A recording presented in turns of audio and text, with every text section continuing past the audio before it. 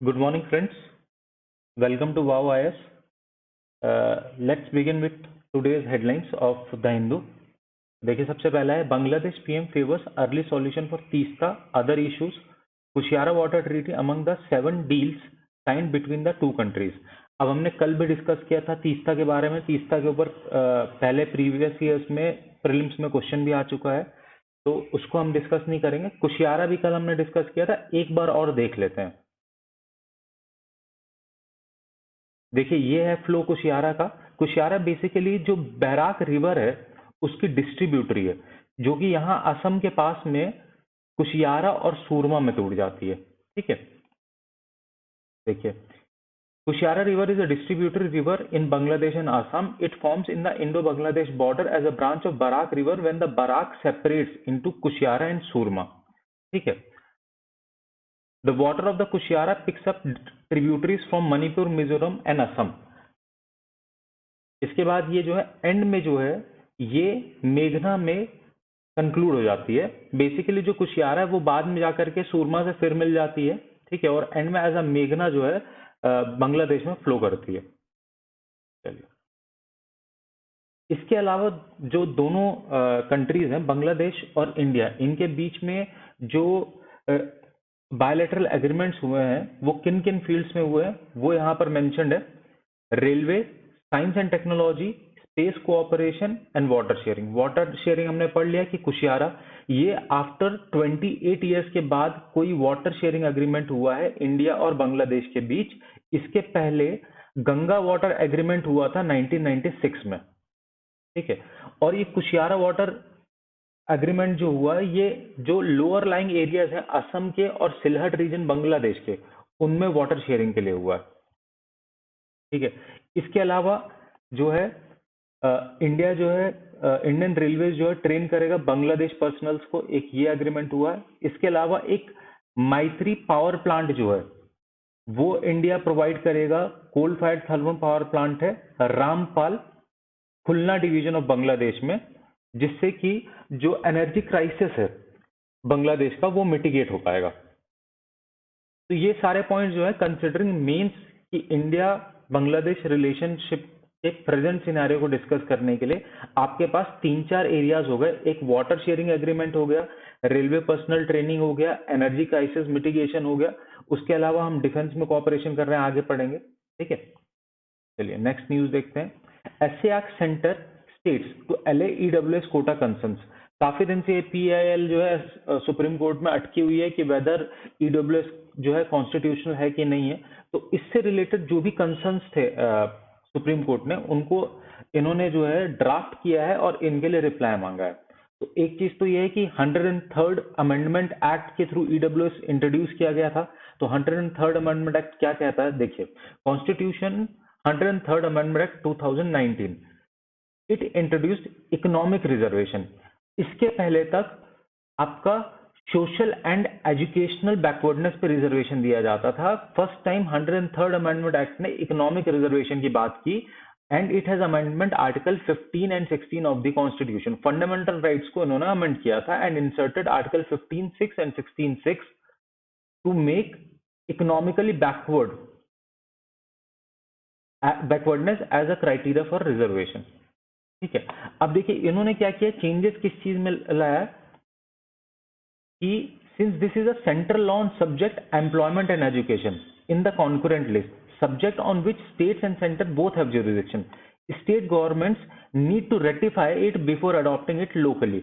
Actually issue यही हुआ था कि कर्नाटक और तमिलनाडु ने ईडब्ल्यूएस कोटा पर रिजर्वेशन नहीं दिया था। इसके अगेंस्ट कुछ लोगों ने सुप्रीम कोर्ट में अपील दाखिल की थी कि उन्हें बोला जाए कि वो जो है ईडब्ल्यूएस कोटा में भी रिजर्वेशन प्रोवाइड करें। But considering the amount of reservation which is already 70% in Tamil Nadu and 80% in Karnataka, it was very difficult for them to incorporate this as well. ठीक है, चलिए नेक्स्ट देखते हैं। तो अब यहां पर बात क्या हुई है, एक तो इंदिरा शाह ने जजमेंट में सुप्रीम कोर्ट ने कहा था कि प्योरली इकोनॉमिक बेसिस पे रिजर्वेशन नहीं दिया जा सकता है, तो एक ये इशू हो गया। दूसरी चीज ये है कि जो ईडब्ल्यूएस कोटा है उसमें जो सोशली एजुकेशनली बैकवर्ड कास्ट हैं, अदर बैकवर्ड कास्ट हैं, SC ST एसटीज हैं उनको रिजर्वेशन नहीं मिलेगा। तो क्या ये बेसिक स्ट्रक्चर का ऑफ इक्वालिटी का ब्रीच नहीं है?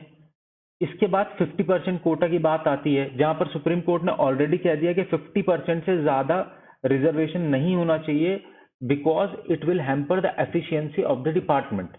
तो जो ये 10% का कोटा है दैट इज बियॉन्ड 50%। तो एक ये इशू है। प्राइवेट अनएडेड जो इंस्टीट्यूट्स हैं उनको फोर्स करना to take admissions through EWS, whether that is constitutional or it is a breach of basic structure of the constitution। इन चीजों पे एक ड्राफ्ट लीगल इशू प्रिपेयर करके रिप्लाई मांगा गया है गवर्नमेंट से। ठीक है, चलिए अब नेक्स्ट देखते हैं।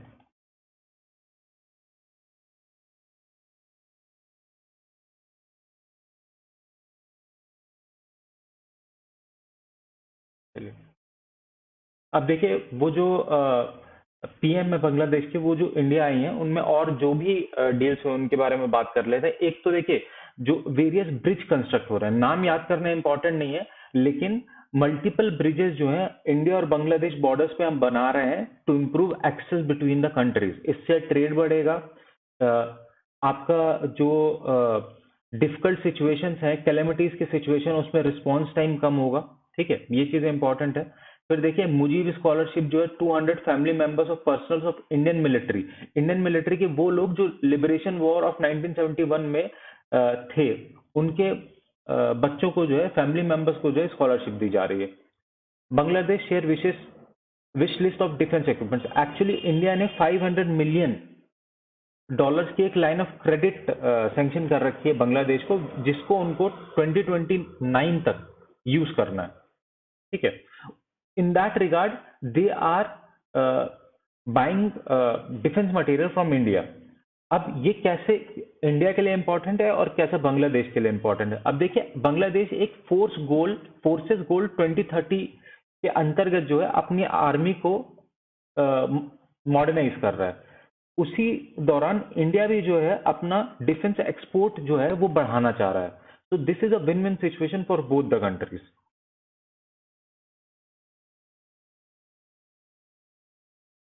देखिए इसके बाद एक इंपॉर्टेंट न्यूज जो है वो है अफ्रीकन चीताज में अराइव ऑन मोदीज बर्थडे। ये इंपॉर्टेंट नहीं कि मोदी के बर्थडे पे आ रहे हैं, इंपॉर्टेंट ये है कि कहाँ आएंगे। ठीक है, तो कहाँ आएंगे? ये आएंगे कोनो पालपुर फॉरेस्ट में, जो कि एमपी में है। दूसरी चीज, ये चीते जो है कहाँ से रिलोकेट किए जा रहे हैं? नामीबिया और साउथ अफ्रीका से। अब इसकी इंपॉर्टेंस क्या है? इंडिया में चीता जो है एक्सटिंक्ट हो चुका था and we are reintroducing them. This much is important for this. अब चलिए इसके बाद देखते हैं, Quad discusses China moves Covid vaccine. Okay, so इसमें सबसे इंपॉर्टेंट चीज है कि क्वाड क्या है।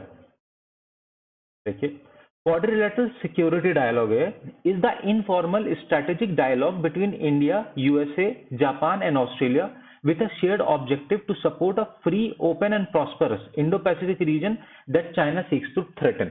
बस इतना इंपॉर्टेंट है कि क्वाड क्या है, क्वाड के मेंबर्स कौन कौन है, ये प्रीलिम्स में पूछा जा सकता है।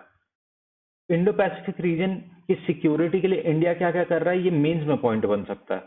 ठीक है, चलिए इसके अलावा इसमें कुछ भी इंपॉर्टेंट नहीं है। Let's move to editorial now. चलिए छोटे छोटे पहले पढ़ लेते हैं। No compromise air safety is paramount and politicians should not be allowed to pressure ATC. Actually अभी एक रिसेंट में इशू हुआ था कि देवघर में जो एमपीज हैं उन्होंने फोर्स करके फ्लाइट जो है मूव करा ली थी ड्यूरिंग द सनसेट आवर्स, जबकि अलाउड नहीं है उस with in 30 hours of sunset flight, with in 20 minutes after sunset and 20 minutes before sunset जो है आप फ्लाइट टेक ऑफ नहीं कर सकते हैं। विजुअल फ्लाइट रूल जो है वो एप्लीकेबल है देवघर में। तो उसको लेकर के इशू हो गया। जो एमपीज हैं उन्होंने दिल्ली जा करके जो मेंबर्स थे इसके एटीसी के, उनके अगेंस्ट सेडिशन का केस चार्ज कर दिया। तो बट इतना इंपॉर्टेंट नहीं प्रीलिम्स और मेंस पॉइंट ऑफ व्यू से। चलिए नेक्स्ट अपन बात करते हैं। कल ही एक न्यूज आई थी कि लिज ट्रस जो है वो नेक्स्ट प्राइम मिनिस्टर होंगी इंग्लैंड की। इसमें एक इंपॉर्टेंट चीज ये है कि she is the third women Prime Minister of Britain. So it shows the stature women got in Britain, and it shows women empowerment in Britain. So this can be used in that criteria. After that, we'll discuss what are the issues basically UK is facing. Okay, तो सबसे बड़ी problem जो उनके साथ है souring energy crisis है.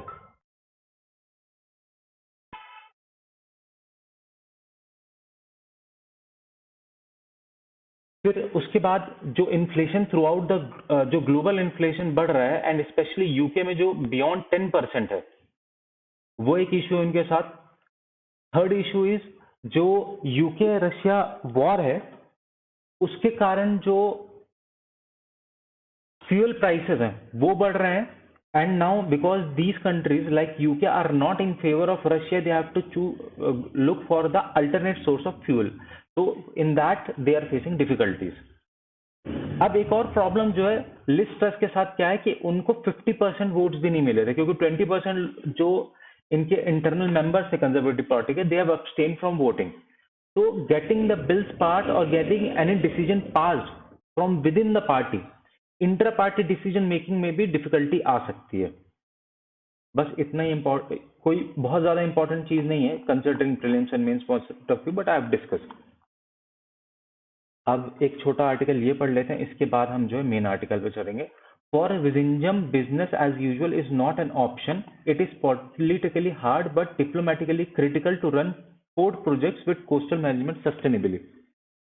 अब actually क्या है कि विजिंजम जो है पोर्ट है केरला में, ये अदानी जो है वो रन करा रहा है.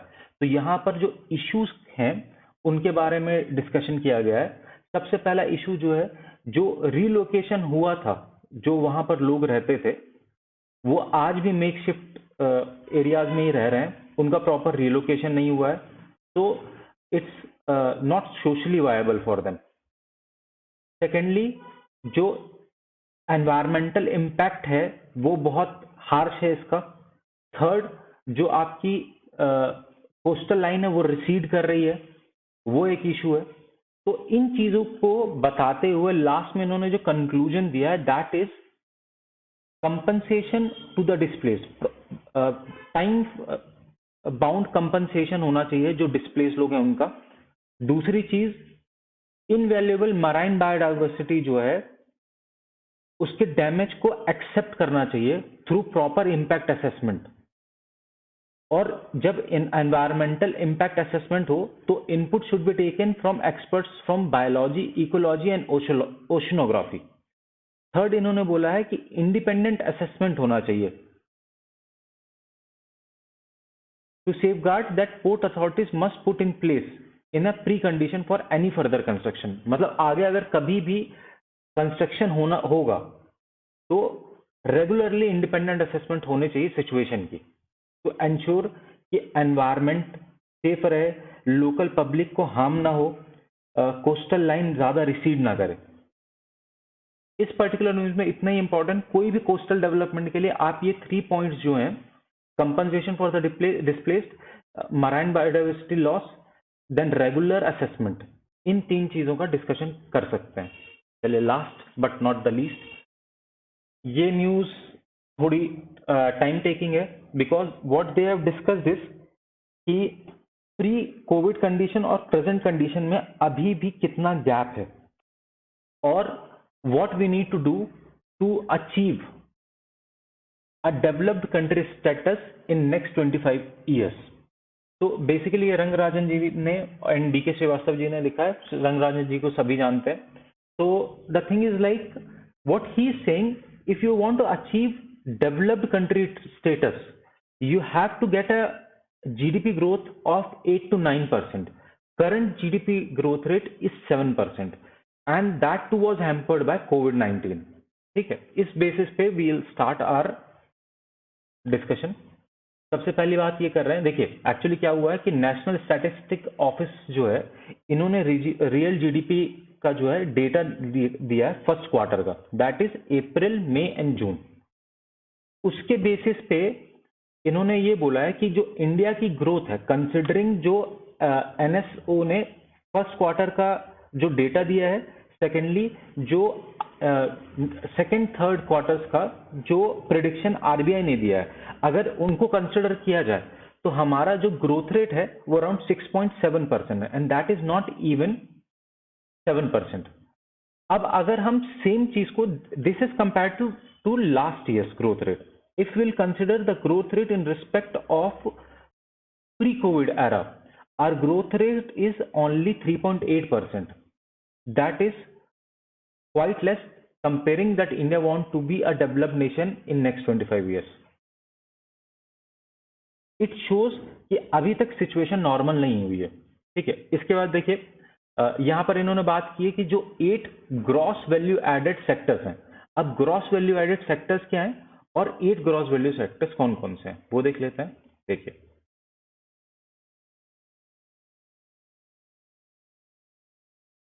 gross value added is equals to GDP plus subsidies on products minus tax on products। ये फॉर्मूला याद रखिए, प्रीलिम्स में पूछ सकता है, that is more than sufficient. अब ग्रॉस वैल्यू एडेड में कौन से 8 ब्रॉड सेक्टर्स हैं जो कवर किए जाते हैं? First is agriculture, forestry and fishing, then mining and quarrying, manufacturing, electricity, gas, water supply and other utility services, construction, trade, hotel, transport, communication and services related to broadcasting, financial, real estate and professional services, public administration, defence and other services. ये 8 broad categories जो है वो GVA के अंदर consider की जाती हैं। अब देखिए यहां पर इन्होंने बताया कि 12.7% का एवरेज है अभी जीवीए का फर्स्ट क्वार्टर में, जिसमें जो बेस्ट परफॉर्मिंग है वो है public administration, defence and other services. Public administration, defence and other services जो है बेस्ट परफॉर्मर है। इसके बाद जो है ट्रेड एंड होटल ने सबसे अच्छा परफॉर्म किया, देन कंस्ट्रक्शन, देन इलेक्ट्रिसिटी। अब जो एग्रीकल्चर है उसने सिर्फ 4.54% का ग्रोथ दिखाया है, लेकिन जो परफॉर्मेंस है ओवर द लास्ट 9 क्वार्टर्स वो कंटिन्यूअसली रोबस्टनेस शो कर रहा है। कंसिडरिंग मैन्युफैक्चरिंग जो है उसने 4.8% की ग्रोथ शो की, जो कि बहुत अच्छी नहीं है and that is below average, लेकिन comparative to pre Covid era they have performed better। Even though जो होटल सेक्टर है उसने अच्छी ग्रोथ शो की है एज पर the GVA data of first quarter of 2022, लेकिन if we compare it to the pre Covid era that is negative. It shows that the situation is not normal in the hotel industry and hotel and ancillary industries, because ये जो था contact intensive sector है, तो अभी भी normalisation जो है इस सेक्टर में नहीं आया है। चलिए नेक्स्ट देख लेते हैं। अब ये तो हो गया सप्लाई साइड का डेटा, अब हम देखते हैं डिमांड साइड का डेटा। अब डिमांड साइड का अगर डेटा देखेंगे हम, तो यहां पर देखिए 2 टर्म्स यूज किए गए, private final consumer expenditure and then gross fixed capital formation. Private final consumption expenditure and gross fixed capital formation, देखिए ये दोनों जो है प्री कोविड एरा से ज्यादा बढ़े हैं, ठीक है। अब सबसे पहले हम देख लेते हैं प्राइवेट फाइनल कंज्यूमर एक्सपेंडिचर क्या होता है। यहां पर है private final consumer consumption expenditure जो है defined as expenditure on goods and services for the direct satisfaction of individual needs. ये डायरेक्ट कंजम्पशन की बात करता है। इसके अलावा गवर्नमेंट कंजम्पशन एक्सपेंडिचर भी एक होता है, जहां पर गवर्नमेंट अपने कंजम्पशन के लिए या पब्लिक कंजम्पशन के लिए गुड्स लेती है, ठीक है। Then we talked about gross fixed capital formation। अब gross fixed capital formation क्या है? Net increase in physical asset। अब physical asset will also include inventories। Okay चलिए नेक्स्ट देखते हैं। तो इसमें ग्रोथ आई है। अब प्रॉब्लम कहां पर आ रही है? जो डिमांड साइड है वहां पर जो एक्सपोर्ट है, नेट एक्सपोर्ट, वो नेगेटिव है। नेट एक्सपोर्ट नेगेटिव होने का सबसे बड़ा रीजन क्या है कि हमारे इंपोर्ट्स बढ़ गए हैं या इंपोर्ट बिल्स बढ़ गए हैं, to be more correct. Imports bills क्यों बढ़ गए हैं? पेट्रोलियम का प्राइस जो है बढ़ता जा रहा है। क्यों बढ़ता जा रहा है? One of the major issue is Ukraine and Russia war, ठीक है। Then India is focusing on make in India, so because of make in India जो इंटरमीडिएट गुड्स है उनका इंपोर्ट बढ़ता जा रहा है और इन फ्यूचर ये बढ़ेगा ही, ठीक है। चलिए अब अगर इंडिया को 7% की ग्रोथ शो करनी है 2023 में, तो क्या करना पड़ेगा? एक तो जो इन्वेस्टमेंट रेट है उसको बढ़ाना पड़ेगा। दूसरी चीज जो हमारा एक्सपोर्ट बिल है उसको कम करना पड़ेगा। अब यहां पर देखिए, जो आपका परचेजिंग मैनेजर्स इंडेक्स है, बेसिकली ये एक परसेप्शन बताता है मार्केट का टुवर्ड्स गुड्स एंड सर्विसेज। वो कैसा है? 8 मंथ्स हाई है, मतलब कि डिमांड जो है मार्केट में बढ़ रही है। सेकेंडली, जो बैंक क्रेडिट का है उसकी ग्रोथ जो है अगर फोर्टनाइटली देखी जाए तो 15% से ज्यादा है in the month of August. तो it shows positiveness in the market because people are taking credit from the bank and that will be invested in the market itself. So it shows expansion in the economy. इसके अलावा जो हमारा gross GST है उसमें भी growth आई है, almost 1.5 lakh crore के आसपास हम रिकवर कर रहे हैं जीएसटी। इसका एक मेजर जो रीजन है, major reason is higher inflation levels. Because of higher inflation reasons tax has also increased. अब देखिए यहां पर हमने पढ़ा था जो GVA gross value added sectors हैं, इसमें सबसे ज्यादा ग्रोथ कौन लीड कर रहा है? वो public administration, defence and services है।